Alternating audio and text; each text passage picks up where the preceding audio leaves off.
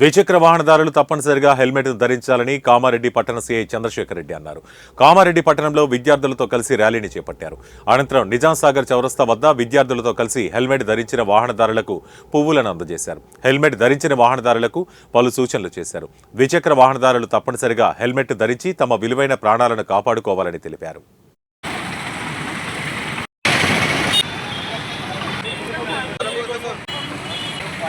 రోజుకు ట్రాఫిక్ రద్దీ పెరిగిన కారణంగా పట్టణంలో హెల్మెట్పై అవగాహన కల్పించాలని ఉద్దేశంతో మా ట్రాఫిక్ ఎస్ఐ మహేష్ మరియు మా ట్రాఫిక్ సిబ్బంది కామారెడ్డి ప్రభుత్వ బాలికల పాఠశాల కొంతమంది విద్యార్థులను తీసుకుని వచ్చి నిజాంసాగర్ చౌరస్తా వద్ద జంక్షన్లో సిగ్నల్స్ ఆగిన టైంలో ఎవరైతే హెల్మెట్ పెట్టుకొని వాళ్ళు సాఫీగా ప్రయాణం సాగిస్తున్నారో వాళ్ళందరికీ కూడా పువ్వులు ఇచ్చి వాళ్ళను సాగరంగా వాళ్ళకు సత్కరించడం జరిగింది.